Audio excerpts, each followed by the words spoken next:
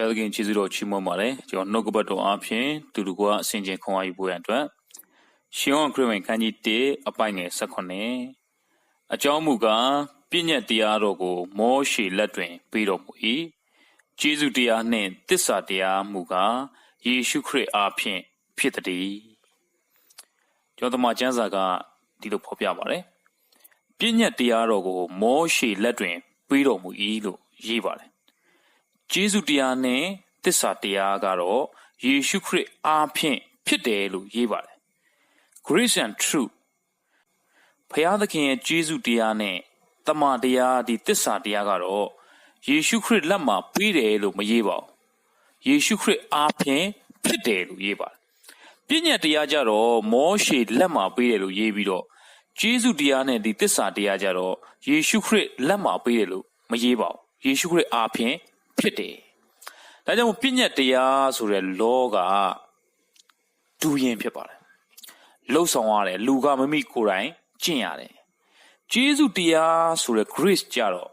သူလှုပ်ဆောင်ခြင်းမဟုတ်တော့ being ဖြစ်ခြင်းဖြစ်ပါတယ်။သင်ရဲ့အသက်တာထဲမှာယေရှုခရစ်တော်ဘုရားကတန်ရှင်းသောဝိညာဉ်တော်အဖြစ်ဝင်ရောက်ရှင်သန်ပြီးတော့ဖြစ်တည်နေခြင်းဖြစ်ပါတယ်။ကျေးဇူးတရားပြည့်ညတ်တရားကအပြင်ဘက်မှာရှိတယ်လူကလိုက်လို့ရတယ်ကျေးဇူးတရားကြတော့ယုံကြည်သူရဲ့အထဲထဲကိုသခင်ခရစ်တော်ဖခင်ကိုယ်တိုင်တန်ရှင်းသောဝိညာဉ်တော်အဖြစ်ဝင်ရောက်ကျင်းဝတ်ပြီးတော့အတွင်းကနေဖခင်နှစ်သက်တဲ့အသက်တာနဲ့အသက်ရှင်နိုင်အောင်လှုပ်ဆောင်ပေးခြင်းဖြစ်ပါတယ်ဒါကြောင့်မို့ကျွန်တော်တမန်ကျမ်းစာထဲမှာပရိညင်တရားနှစ်ပါးရှိပါတယ်ပရိညင်တရားအဟောင်းနဲ့ပရိညင်တရားသစ်တနည်းအားဖြင့်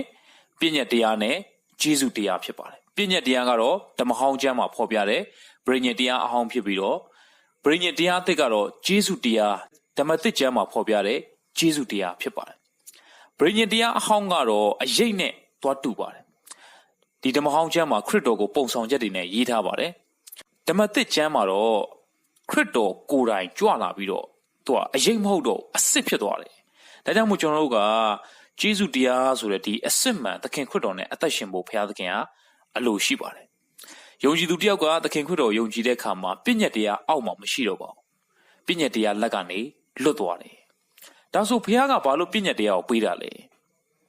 ပြည့်ညတ်တရားကိုပေးရတဲ့အကြောင်းရင်းကတော့အပြစ်ကိုသိစေဖို့ဖော်ပြတဲ့တရားဖြစ်ပါတယ်ပြည့်ညတ်တရားဆိုတာအပြစ်ကိုသိစေဖို့ဖော်ပြတဲ့တရားဖြစ်ပါတယ်ယောမဩရစာခန်းကြီး9အပိုင်ငယ်9မှာပြည့်ညတ်တရားအားဖြင့်သာအပြစ်သဘောကိုငါသိရ၏အဘယ်သို့နည်းဟုမူကားလောဘစိတ်မရှိစေနှင့်ဟုပြည့်ညတ်တရားမဆိုလင်လောဘသဘောကိုငါမသိဒီမှာပြောလို့ဆိုရင်ပြည့်ညတ်တရားအဖြစ်သာတဲ့အပြည့်ရဲ့သဘောတဘာဝကိုသိရတယ်လို့တမန်တော်ရှင်ပေါလုကပြောပါတယ်လောဘစိတ်မရှိစေနှင့်လို့ပြည့်ညတ်တရားကမဖော်ပြထားဘူးဆိုရင်လောဘစိတ်သဘောကိုလောဘရဲ့သဘောတဘာဝကိုမသိဘူးလို့ဖော်ပြပါတယ်ဒါပြည့်ညတ်တရားဆိုတာကအပြစ်ကိုသိစေဖို့ဖော်ပြတဲ့တရားဖြစ်ပါတယ်အပြစ်ကိုသိစေဖို့ဖော်ပြပြီးတော့အဲ့ဒီအပြစ်ကနေလွတ်အောင်တော့မလုပ်ပေးပါဘူးအဲ့ဒီအပြစ်တင်မှရှိတယ်အပြစ်ရှိရင်တော့တင်ဒီလိုဒဏ်ခံရမယ်ငရဲကိုသွားရမယ်စီရင်တဲ့တရားဖြစ်ပါတယ်ဒါပြည့်ညတ်တရားဆိုတာကဘာသာတရားနဲ့တူပါတယ်အပြစ်ကိုဖော်ပြပြီးတော့စီရင်တဲ့တရားဖြစ်ပါတယ်လူကကိုယ်တိုင်ကြိုးစားပြီးတော့ကြင့်ကြံရပါတယ်ဒါကြောင့်မို့ဒီပြည့်ညတ်တရားကိုတဲ့မောရှေလက်မှာပေးတယ်လို့ကျမ်းစာကဖော်ပြပါတယ်လူကကိုယ်တိုင်လုပ်ယူရတယ်ဘာနဲ့တူလဲဆိုရင်တော့ပြည့်ညတ်တရားကကျွန်နဲ့တူတယ်ကိုလုံးမှာကိုရမယ်ကျွန်ကသခင်ကျင့်တတ်အောင်လုပ်ရတယ်သခင်ထမင်းကျွေးဖို့အတွက်သခင်စီမှာအလုပ်လုပ်တဲ့ခါမှာသခင်မညိုညင်ဖို့အတွက်ကြောက်တဲ့စိတ်နဲ့လှုပ်ဆောင်နေရတယ်ဒီနေ့ခရစ်ယာန်တော်များကပြည့်ညတ်တရားအောက်မှာဆက်အသက်ရှင်ပါတယ်ယေရှုခရစ်တော်ကိုတော့ယုံကြည်တယ်ကျေးဇူးတရားအထဲကိုတော့ရောက်လာတယ်ဒါပေမဲ့ပြည့်ညတ်တရားနဲ့ဆက်အသက်ရှင်တယ်ကောင်းကြီးမရမှာကြောက်လို့အလူငွေပေးတယ်ဘုရားသခင်ရိုက်မှာကြောက်လို့ဘုရားသခင်တန်ခတ်မှာကြောက်လို့ဒီနေ့ဘုရားစကားကိုနားထောင်နေရတယ်ဆိုတော့ကျွန်းသဘောနဲ့အသက်ရှင်နေတယ်ဆိုတော့ကျွန်တော်တွေ့ရပါတယ်ကျွန်တော်ရဲ့အသက်တာထဲမှာဘုရားသခင်ကျွန်တော်ကိုကျေးဇူးတရားနဲ့အသက်ရှင်စေခြင်းတာဖြစ်ပါတယ်ကျေးဇူးတရားဆိုတာကြတော့အပြစ်ကိုဖြေရှင်းပေးတဲ့တရားဖြစ်ပါတယ်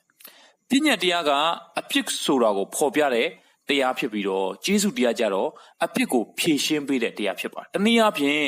လွတ်ခြင်းအခွင့်ကိုပေးတဲ့တရားဖြစ်ပါတယ်ပြည့်ညတ်တရားကအပြင်မှာရှိပြီးတော့လူကလိုက်ပြီးတော့ကျင့်ရတယ်ကျေးဇူးတရားကြတော့သင်ရဲ့အထဲမှာဘုရားကရှင်သန်လာတယ်ဘုရားကချစ်လို့ယေရှုခရစ်တော်အားဖြင့်လှုပ်ပေးခြင်းဖြစ်ပါတယ်ကျွန်တော်အသက်တာက ပြည့်ညက်တရားမှာကျွန်သဘောနဲ့အသက်ရှင်ရတယ်ကျေးဇူးတရားကြတော့ဘာသဘောဖြစ်သွားလဲဆိုတော့သားသဘောဖြစ်သွားတယ်ချစ်တဲ့စိတ်နဲ့လှုပ်ဆောင်တဲ့သားကအမွေခံဖြစ်ပါတယ်ဒါကြောင့်မို့သင်ကအလူငွေထည့်သည်ဖြစ်စေဆယ်ဘိုးတစ်ဘိုးထည့်သည်ဖြစ်စေဖခင်ရဲ့အမှုတော်ထဲမှာပါဝင်သည်ဖြစ်စေဘယ်စိတ်သဘောနဲ့ဖြစ်ရမလဲဆိုတော့ဖခင်သခင်စီကတခုခုပြန်ရခြင်းနဲ့ဆိုစိတ်သဘောနဲ့မဖြစ်ရပါဘူးချစ်တဲ့စိတ်နဲ့ပေးလူဖို့ချစ်တဲ့စိတ်နဲ့အမှုတော်ဆောင်ဖို့ချစ်တဲ့စိတ်နဲ့အစီခံဖို့ကဖခင်သခင်လိုချင်တဲ့အတ္တတာဖြစ်ပါတယ်ပြည့်ညက်တရားကိုဖခင်သခင်ဘာကြောင့်ပေးရလဲဆိုရင်တော့အပြစ်ဆိုတဲ့သဘောတဘာဝကိုကျွန်တော်သိစေဖို့ဖြစ်ပါတယ်ကျွန်တော်နောက်ထပ်ပြည့်ညက်တရားကိုပေးရတဲ့အကြောင်းရင်းကတော့ဂလာတိဩရစာခန်းကြီး3အပိုင်ငယ်16မှာဖော်ပြထားပါတယ်တို့ဖြစ်၍ပြည့်ညက်တရားသည်အဘယ်အကျိုးရှိသည်နည်းဟုမူကားဂတိတော်ကိုခံရသောအမျိုးအနွယ်မဖြစ်မီတိုင်အောင်ဒုစရိုက်များသောကြောင့်ထိုတရားကိုထပ်၍ပေးတော်မူ၏ဘုရားသခင်ကပြည့်ညက်တရားကိုပေးရတဲ့ရည်ရွယ်ချက်ကလူတွေက